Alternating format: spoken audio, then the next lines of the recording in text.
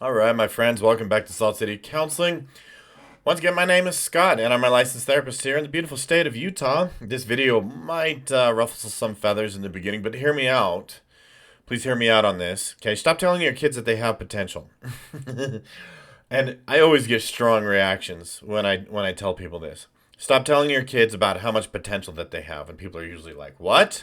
So in their minds, this is one of the just collectively, this seems to be one of the best things that you can seem to do for your kids, and yet kids are really struggling. They're struggling badly. We have a terribly high teen suicide rate. If telling your kids that they had enormous potential was going to help them, then they would be helped. They'd be doing well, but they're not. And I'm here to make the argument. Again, hear me out. Listen to what I have to say. Let me explain it. Um, but telling them that they have potential is actually contributing to the problem. It's making things worse. And I'm going to get into that in this video. I'm going to tell you what to do instead. So maybe a little bit of a parenting pro video. Haven't done one of those in a while. Seriously, hear me out on this. But if you really care about your kids and you want to see them do well, stop telling them about all the potential that they have. And I'll get into it, okay? I'll get into that. So, and hear me out. Hear me out. Keep an open mind. Please keep an open mind. Also, please consider just taking a close look at yourself. Frankly, I deal with moms more so than dads, I feel like, and moms seem to have this issue more than dads, okay? Because moms take parenting very, very personally. Their identity seems to be wrapped up and revolved around parenting and being a mother, and so in a sense, and I'll get into this. They're making it about them when it needs to be about your child. But first, please like and subscribe, share all that stuff. Help me grow my channel. I also wanted to offer to all you folks out there who are seeking help with your mental health or your life or whatever. I do offer a coaching option. I cannot do therapy like psychotherapy across state lines, just restricted and limited to my therapy license. So if you want a diagnosis or anything like that, sorry, can't help you with that. But if you do want coaching on improving your life, go to my website, saltcitycounseling.com. Link will be in the description below. You can reach out to me and contact me. I'll also put my email address in the description. So let's get into this. So why should you not tell your kids that they have so much potential? Kids hear this all the time. Teenagers, they hear this all the time, and they're struggling. They're really struggling. They're struggling with their self-esteem. They're struggling to find any meaning or purpose in life. They're struggling to find positive or meaningful human connections in their lives. And telling that they have potential isn't helping them. Telling them, oh, but you just have so much potential, is not helping them. And there are several reasons why. Okay, reason number one is that when you tell them that they have a lot of potential, what they're actually hearing is, you're screwing up. And you'll be good enough when, okay? And I've talked about the not good enough syndrome, and I really believe that the parents, the adults that struggle with not good enough syndrome are in fact the ones most commonly telling their teenagers, you have so much potential. So what they're doing actually is helping to pass down to their children the not good enough syndrome. Now, stop and think about this. If you struggle from not good enough syndrome and you have kids, you have to be really careful. You're not going to pass this plague onto them, this mind virus, so to speak, onto them. I dealt with this. I still deal with this from time to time. It sucks. It's a bitch. I hate it. This not good enough thing, no matter what you do, no matter how much you get done in a day, pow, it's never good enough. It's a miserable way to live. Horribly, horribly miserable way to live. And I hate it. It sucks, and you should too. And you should be very, very conscientious about not passing this trait or this mindset, this attitude back onto your children. And when you tell them you have so much potential, you're basically saying you're not good enough. And so the problem with not good enough syndrome, right, is it is a case of the moving goalposts. No matter how much a child moves towards it, it moves back away from them, does it not? No matter what they accomplish, no matter what they do, still not good enough. Oh, you have so much potential, right? And it seems like no matter how hard the kids try, it's always the same response. Oh, I know you can do better. You just have so much potential. And what you're maybe inadvertently doing is helping them inherit, you're passing the torch of not good enough syndrome. And that they get to advance into adulthood being tortured by the not good enough syndrome, and this is the same that you have been doing. And so you have to be really, really careful of communicating to them that you think they're great, but also not communicating to them that they will be good enough when. And I'll tell you how else kids interpret this, and you may have too as an adult if you have kids. This not good enough syndrome. It also communicates aside from you'll be good enough when. It also communicates you will be lovable when. Okay.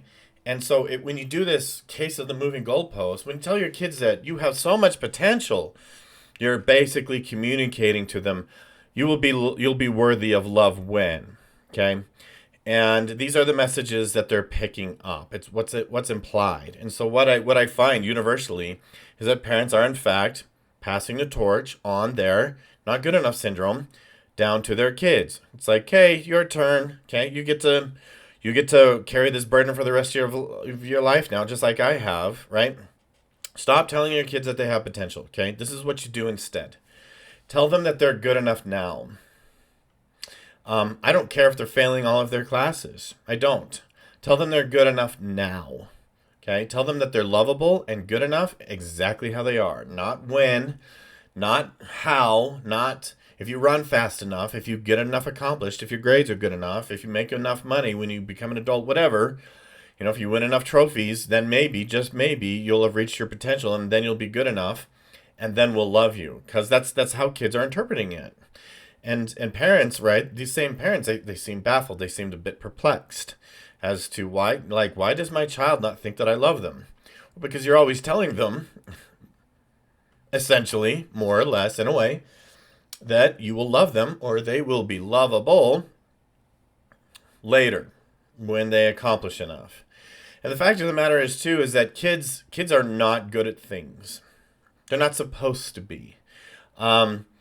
Teenagers can be good at stuff that they've practiced, right? Your kid might be good at a sport, maybe skateboarding or video games or various other things. Maybe they're good at art. Maybe they can play an instrument well, right?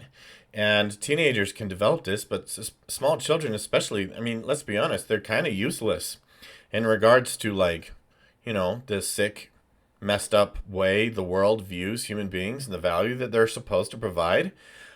Small children, according to that measurement, are useless. But we're supposed to love them and care about them anyways, right? And like expressively and deliberately, and just because you're you. And you don't have to be able to serve a purpose to be loved. And isn't that what we all need to hear? Isn't that what every single one of us has desperately needed year after year after year? And yet, what do we hear? What do we constantly, endlessly hear, right? Oh, we have so much potential, though, right? So again, stop telling your kids that they have potential. Stop it. Okay? Tell them, I'm sorry for telling you that you have potential. Because even though you do, I love you so much now. And you're good enough. You're just flat out plain good enough exactly how you are.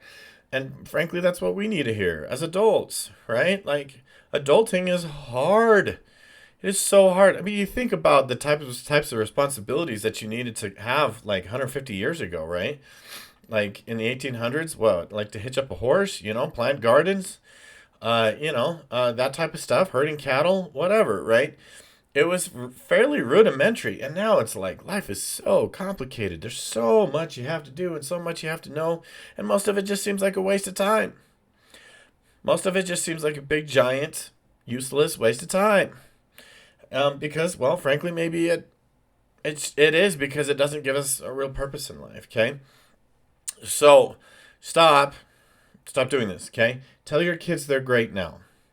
Tell them that they are wonderful and lovable and incredible and amazing. And I don't care if you, like, parents are too caught up, right, on the fact that their kids. Here's the other point of this. Okay, here's the other thing I'm really, really against this, because parents are making it about themselves, and here's how. Okay, I already mentioned this, but if your kid gets a C minus in English and then the parent is like, oh, I'm not doing good enough as a parent. Well, you just made it about you then, didn't you? Right? Let's be honest. You took their behavior and you made it about you when it needs to be about them, right? Like, frankly, I didn't do well in a lot of classes in public school because I didn't see a point. And it wasn't because I was lazy. It wasn't because I wasn't smart. I'm plenty smart. I'm very capable. I'm very capable when I see the point and purpose of doing something, right? But if I don't see any point or purpose in doing it, then suddenly I might look lazy. That's just how I'm wired. I've always been wired that way. And I got terrible grades in the classes where I was like, this is stupid. This is useless. And guess what? I'm 44 years old and I was right. I don't need algebra.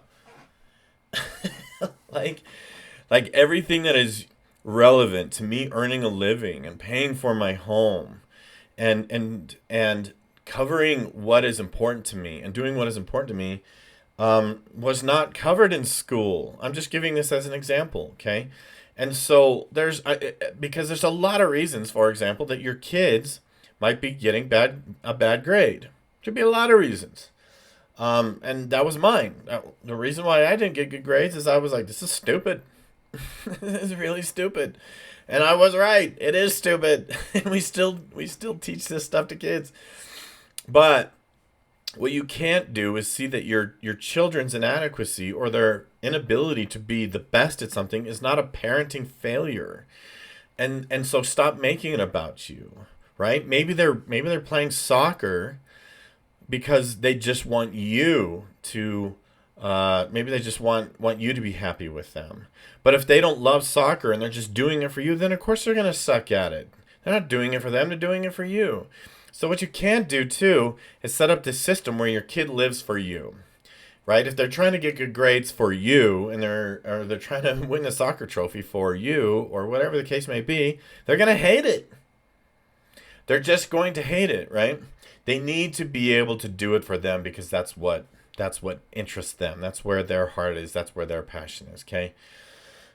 So what you have to do too is stop making it about you and get really invested on what they want, right? And if the kid is well into their teens and they're used to doing everything for you, you can go up to them and be like, you know what? I realize that I've been kind of coercing you into living your life's decisions specifically for me. I'm sorry. What would you like to do? There's a good chance they're going to say, I don't know.